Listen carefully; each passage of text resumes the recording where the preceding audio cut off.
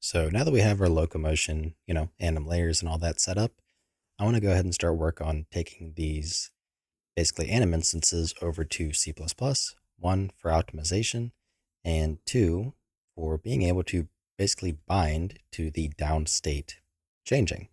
So that way we can very easily unlink from our locomotion and link to our down state and, all of that kind of thing or stuff.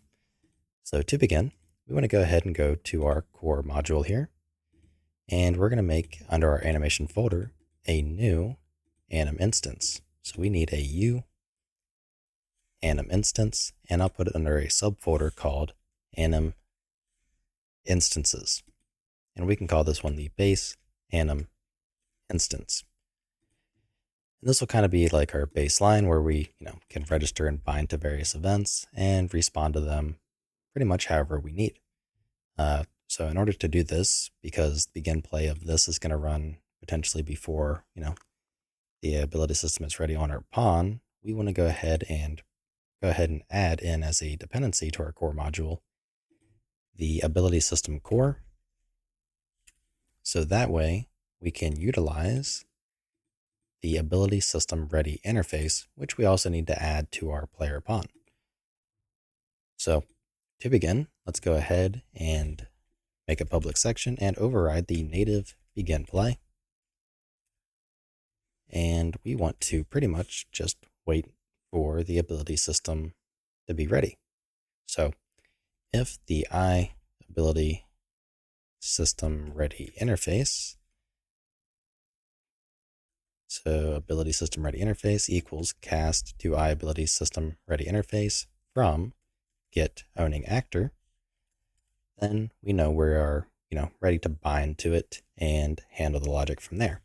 If we do not have that, we want to see if we have the ability system interface on our pawn. So ability system interface, so the normal one, ability system interface equals ability system interface casting from the owning actor, just like here.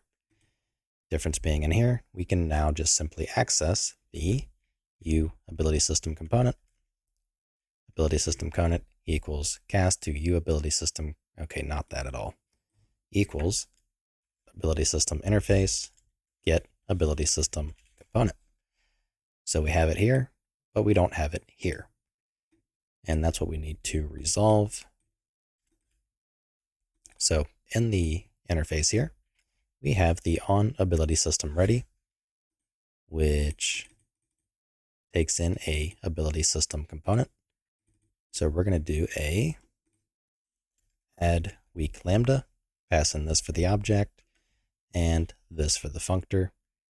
And in our case, because it takes in the U ability system component, we need a parameter of U ability system component, ability system component. And now we are basically in a spot where we're ready for our ability system component. So we can, use it. So from there, we want to go ahead and bind to whatever events we may have on our ability system component.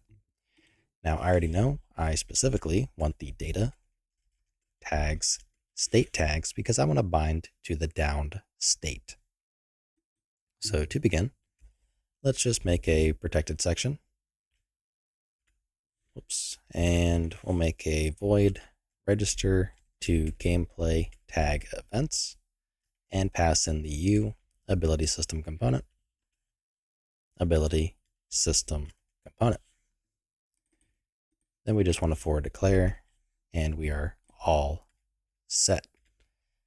So we call register to gameplay tag events, passing in our ability system component, and do the exact same thing up here. So both cases end up in here. So once we have this, we can go ahead and grab the ability system component, register a gameplay tag event to the down tag, so tag underscore state underscore downed, and we want to add a weak lambda yet again. Well, that was a nice autofill. Too bad it is wrong. So for parameters, this is going to take in the f gameplay tag and the int32 count. Actually, it's a const tag. And basically, in our case, if the count is greater than 0, then we know that this down tag has been added, so we are in the downed state. If it is equal to 0, then we know we are not in the downed state.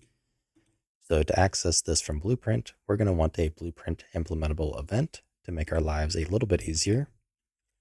So we'll do a U function, Blueprint implementable event.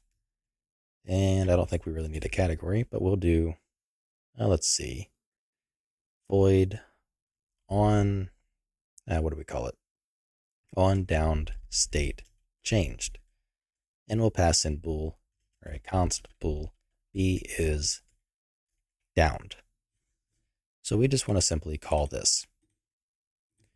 So on downed state changed, and the parameter for true or false if we're downed is going to equal, it's going to be count is greater than 0.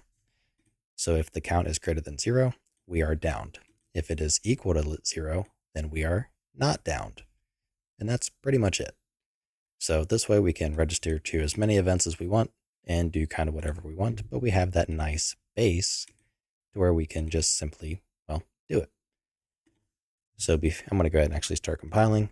Before we launch, we need to go ahead and actually implement this interface in our player pawn.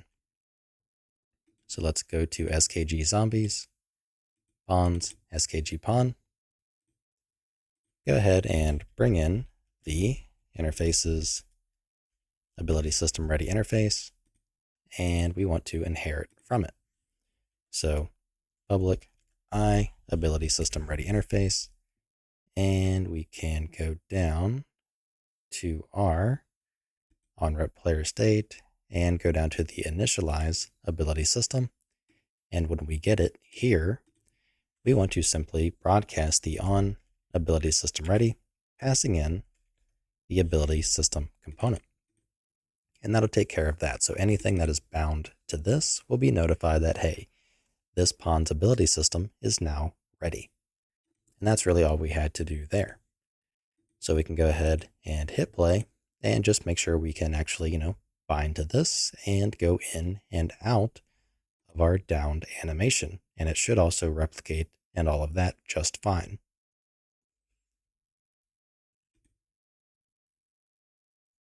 Okay, once we are back in the editor, we can go ahead and reopen our NMBP player pawn, go to class settings to change the parent, and the parent class will be the base anim instance. In which case from here, let's see, we have our functions. We can override the on downed state changed. So basically, do a branch, and if it is true, we want to first off go ahead and unlink this layer. So we want to unlink anim class layers, specifically the locomotion, and then we want to link the downed state. So we unlink the locomotion and link the downed state. And that will basically let us do our interpolation and all that we need to set up in the anim graph. Well, we already have it. We just never actually configured it. So we'll be doing that in probably the near future to clean this up.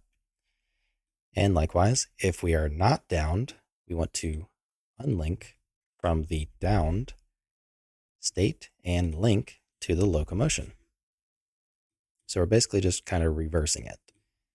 So we can compile and save and give it a try. So 2 clients, play as a listen server, and just see what happens.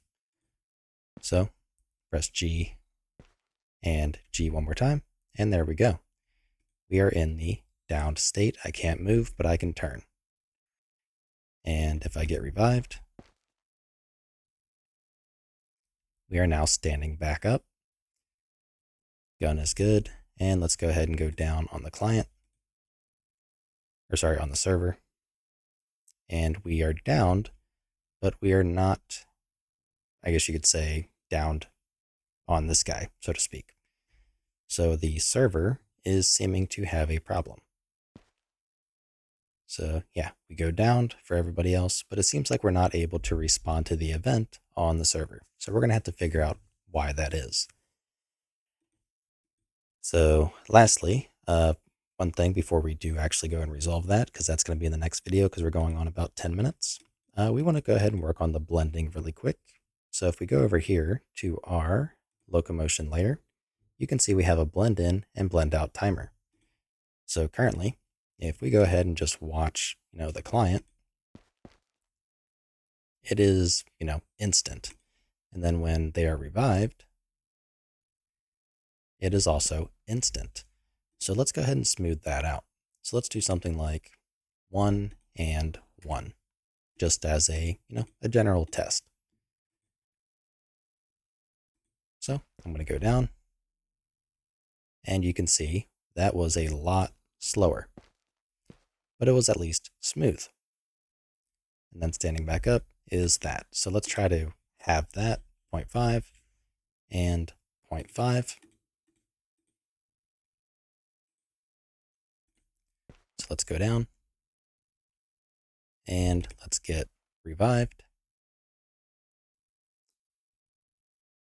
Okay, so that was an instant snap back up for some weird reason.